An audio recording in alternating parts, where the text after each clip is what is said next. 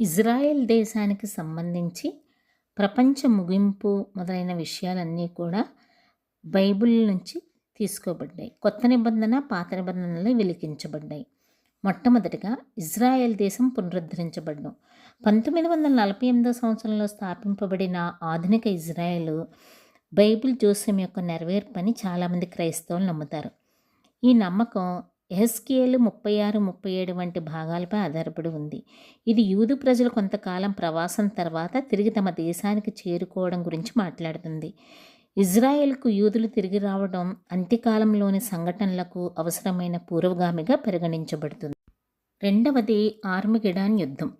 Book of revolution అనగా ప్రకటన గ్రంథం 16 మరియు 19 అధ్యాయాల్లో మెగిద్దో లోయలో జరిగిన ఆఖరి యుద్ధాన్ని ప్రస్తావిస్తుంది.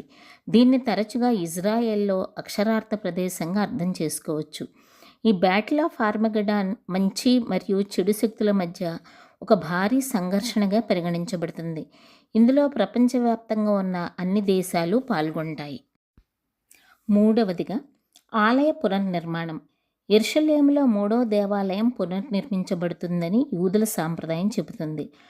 ఆలయ పునర్నిర్మాణం తరచుగా మెస్సియానిక్ యుగంతో ముఖ్యమైన భాగంగా కనిపిస్తుంది. ఇది యెహెజ్కేలు 40, 48 మరియు జకరియా వంటి పుస్తకాల్లోని ప్రవచనాలపై ఆధారపడి ఉంది. యూదుల సాంప్రదాయంలో డేవిడ్ వంశానికి చెందిన భవిష్యత్ యూదరాజు మెస్సయ్య రాకతో ముడిపడి ఉంది. అతను భూమిపై దేవుని రాజ్యాన్ని స్థాపించి శాంతిని తెస్తాడు మరియు యెరూషలేములో ఆలయాన్ని పునర్నిర్మిస్తాడు. క్రీస్తు విరోధి ప్రపంచాన్ని మోసం చేస్తాడు మరియు ఇజ్రాయెలుపై యుద్ధం చేస్తాడు.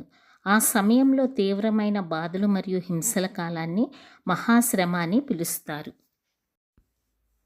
క్రీస్తు రెండవ రాకడ.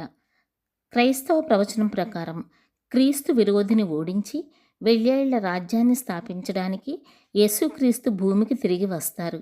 ఈ ఘటనలో ఇజ్రాయెల్ ప్రధాన పాత్ర పోషిస్తుంది. జకరియా 14:4 యెరూషలేముని ఒలీవ కొండపై మెస్సియా నిలబడి ఉన్నట్లు వివరిస్తుంది. ఈ సంఘటన చెడు యొక్క అంతిమ ఓటమి, శాంతి పునరుద్ధరణ మరియు ఇజ్రాయెల్కు దేవుడు చేసిన వాగ్దానాల నెరవేర్పును సూచిస్తుంది.